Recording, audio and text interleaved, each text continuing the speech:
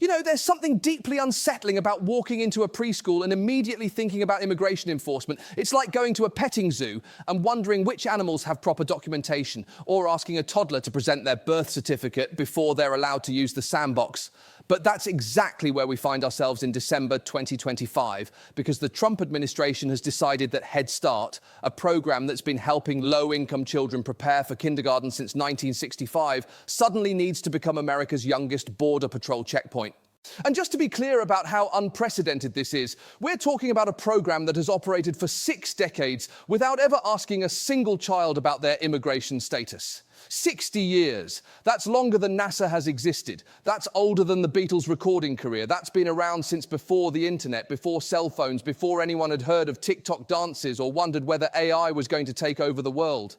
Now, if you're not familiar with Head Start, it's a federally funded early childhood program that serves about 719,000 children nationwide. Think of it as educational training wheels, but for kids who might not otherwise get the chance to learn their ABCs before being thrown into the academic thunderdome that is public elementary school. For 60 years, the only question Head Start has asked families is essentially, is your child between the ages of 3 and 5? And are you poor enough to qualify? Which, let's be honest, is already a pretty depressing admission process. But apparently, that wasn't thorough enough for this administration, because in July, Health and Human Services Secretary Robert F. Kennedy Jr. announced that Head Start would now be reserved for American citizens, effectively ending 6 decades of never asking a single child to produce their papers before playing with blocks. And look, I get it. The idea of asking a 4-year-old for their green card does sound absurd when you say it out loud. But according to official documents that have emerged, that's essentially what's happening here.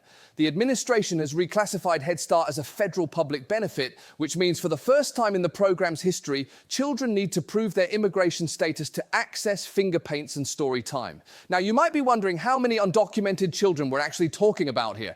And here's where things get interesting, because apparently nobody knows. The Trump administration's own estimates range from a low of 12,000 children, that's about 1.7% of all participants, to a high of 115,000, which would be 16%. That's not a margin of error, that's a statistical shrug. It's like asking someone how tall they are and getting the answer somewhere between 5 feet and 7 feet, depending on my shoes and the weather. But even if we take the administration's highest estimate, we're talking about potentially kicking 115,000 preschoolers out of educational programs to make room for, well, that's the thing. There isn't actually a waiting list crisis here. According to the National Head Start Association, many programs struggle to fill their slots anyway, particularly in rural areas. So we're essentially solving a problem that doesn't exist by creating several problems that definitely will. And the implementation of this policy has been, to put it charitably, a masterclass in bureaucratic confusion. Head Start providers across the country have been told they now need to verify immigration status, but nobody has explained exactly how they're supposed to do that. Are preschool teachers expected to become immigration officers? Are we going to start seeing papers, please signs next to the construction paper and safety scissors? Are 4-year-olds going to need to bring their birth certificates along with their lunch boxes? The absurdity becomes even more apparent when you consider that many Head Start teachers barely have time to handle their current responsibilities. They're already juggling lesson plans, diaper changes, conflict resolution between children who can't agree on crayon sharing protocols, and now they're being asked to add immigration law enforcement to their job descriptions. It's like asking a pediatric nurse to also perform tax audits during nap time. Lisa Stone, who runs Tri-County Head Start in southwestern Colorado, told reporters that her staff has never collected citizenship data in her program's history. If a child is living in the United States of America and they are income eligible, there's no questions asked about immigration status, she said. I think that's been a beautiful part of this program. Which is a lovely sentiment, but also raises the question, if you've never collected this information before, how exactly are you supposed to start now? The answer, apparently, is very poorly. Multiple Head Start directors have reported that they have no infrastructure in place to verify immigration status, no training on how to do it, and no clear guidance from the federal government about what documents to accept or reject. It's like being told to perform brain surgery, but only being given a Fisher-Price doctor's kit and a vague suggestion to figure it out. But here's where the story gets even more complicated, because this policy change didn't just happen in a vacuum. It's part of what the Trump administration calls ending taxpayer subsidization of open borders, which sounds very official until you realize it's essentially a fancy way of saying we're going to make life as difficult as possible for immigrant families. The policy change came through a rescission of nearly 30-year-old guidance from the Clinton administration that allowed undocumented immigrants to access certain programs because they weren't considered federal public benefits. Now, the Trump administration is arguing that the federal government has somehow been interpreting its own laws incorrectly for 3 decades, which is either an admission of spectacular governmental incompetence or a convenient excuse for policy changes they wanted to make anyway. And the timing is particularly interesting because this announcement came just months after the administration made a brief but very public attempt to eliminate Head Start funding entirely. When that didn't work, they settled for this more targeted approach, which has the added benefit of looking like they're being fiscally responsible while actually just making it harder for vulnerable children to access education. Now, supporters of this policy change argue that it's about fairness. They say American taxpayers shouldn't be funding services for people who are in the country illegally, and that resources should go to citizens first. And I understand that argument, I really do. But let's think about what we're actually talking about here. We're talking about 3- and 4-year-old children. Children who didn't choose to come to this country, who don't understand immigration policy, and who just want to learn how to count to 10 and maybe figure out which crayon tastes the worst. Carmit Poyras, a mother from Sacramento, supports the new policy because she believes undocumented children might be taking spots away from her son, who spent 2 years on Head Start wait lists. She compared providing Head Start to undocumented children to spending money on lobster and champagne for co-workers while your own child goes hungry. And look, I can understand a parent's frustration with wait lists and limited resources, but the comparison falls apart pretty quickly when you consider that we're not talking about luxury items here. We're talking about basic educational preparation that benefits all children in the long run. Because here's the thing about early childhood education. It's not a zero-sum game. When we help any child prepare for school, we're making all of our schools better. We're reducing the burden on kindergarten teachers who otherwise have to deal with kids who have never held a pencil or sat still for story time. We're preventing developmental delays that can cost much more to address later. We're building the foundation for a more educated workforce and a stronger economy. But beyond the practical arguments, there's something fundamentally disturbing about asking children to prove their worthiness to participate in American society. And that's exactly what this policy does. It says that some 4-year-olds deserve access to educational opportunities and some don't, based entirely on circumstances beyond their control. And the fear this policy has created in immigrant communities is very real and very damaging. Providers report that families are afraid to bring their children to Head Start at all, even families with legal status, because they're worried about drawing attention to themselves. Some centres have seen enrolment drop, not just among undocumented families, but among mixed status families where some children are citizens but parents are not. What's particularly heartbreaking is hearing from providers who describe families literally standing outside Head Start centres, wanting to bring their children in, but too afraid to cross the threshold. These are parents who understand the value of early education, who want nothing more than to give their children the best possible start in life, but who are now forced to choose between their child's education and their family's safety. It's an impossible choice that no parent should have to make. At Centronia, a bilingual preschool in Washington, D.C., staff have had to stop taking children to nearby parks and libraries because ICE raids in the neighborhood have made families too afraid to leave their homes. They've converted classrooms into makeshift libraries and have children walk around hallways instead of taking them outside to play. Think about that for a moment. We've created an environment where taking preschoolers to the library is considered too dangerous because of immigration enforcement. And this is where the policy reveals its true impact. It's not really about Head Start slots or taxpayer money. It's about creating what immigration advocates call a hostile environment designed to make life so uncomfortable for undocumented families that they leave voluntarily. The administration calls this self-deportation, which is a euphemism that makes forced migration sound like a personal choice, like deciding to switch jobs or move to the suburbs. But the collateral damage of this approach extends far beyond its intended targets. When you make immigrants afraid to access any government services, you don't just affect undocumented families. You affect entire communities. You affect the US citizen children in those families. You affect the schools and health systems that end up dealing with problems that could have been prevented with earlier intervention.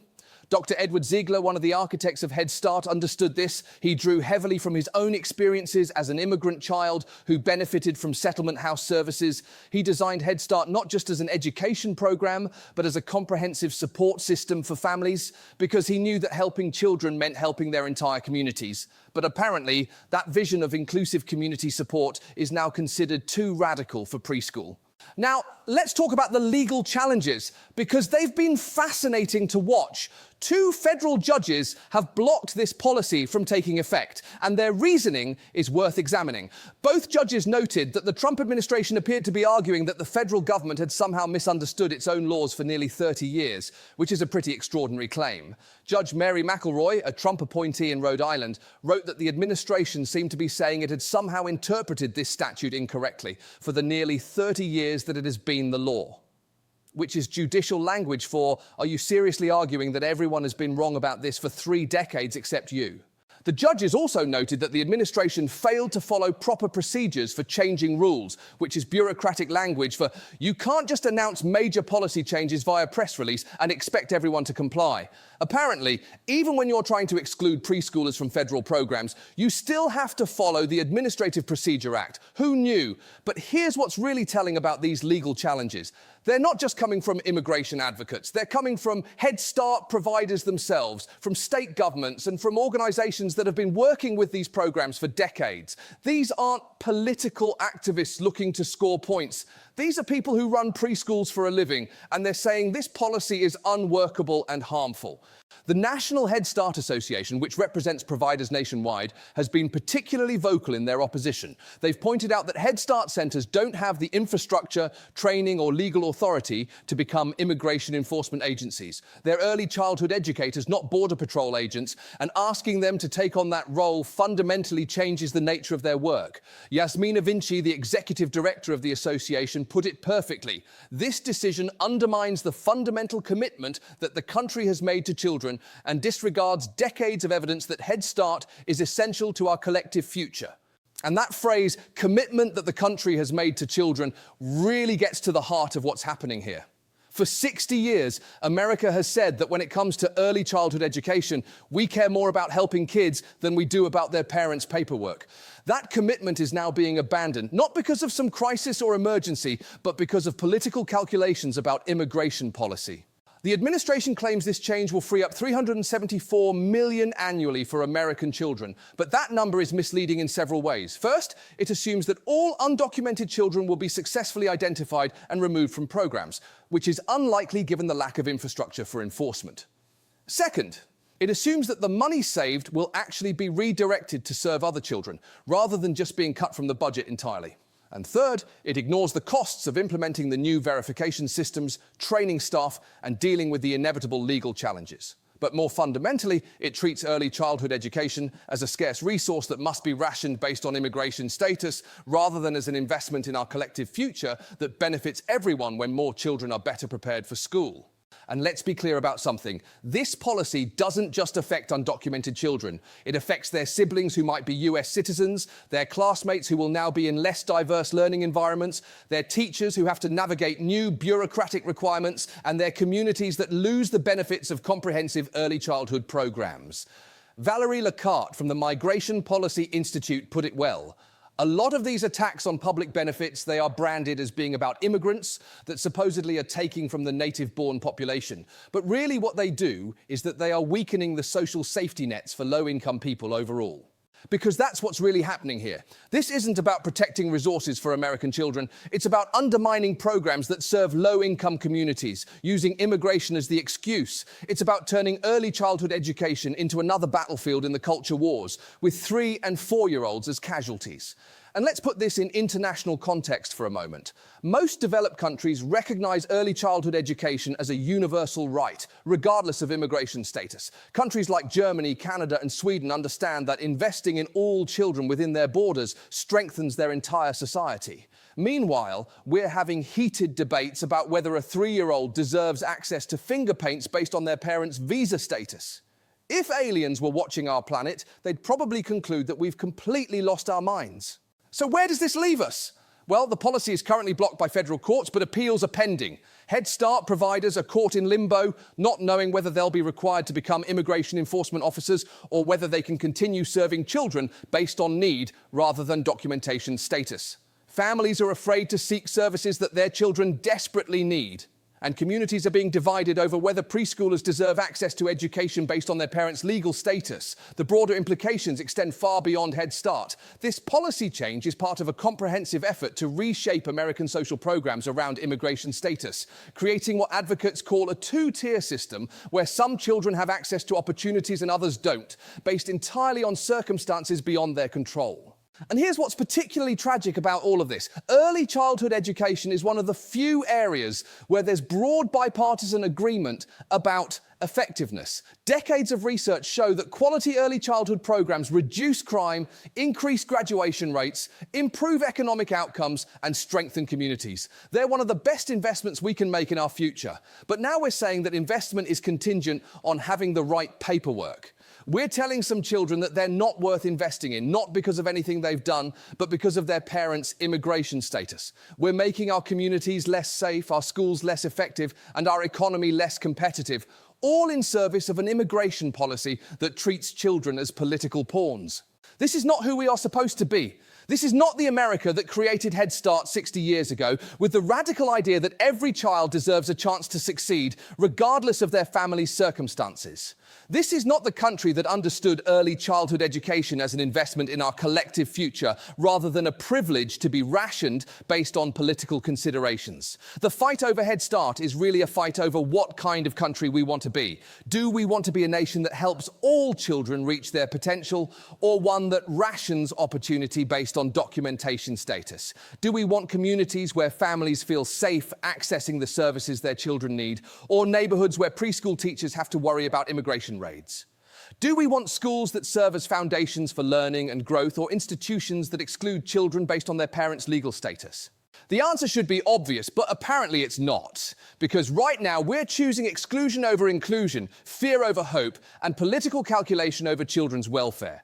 We're taking a program that has successfully served millions of children for 60 years and turning it into another front in the immigration wars. And the saddest part is that this will accomplish nothing positive. It won't improve immigration enforcement because 3-year-olds aren't exactly flight risks. It won't save significant taxpayer money because the administrative costs of verification likely outweigh any savings. It won't improve outcomes for American children because better prepared classmates benefit everyone.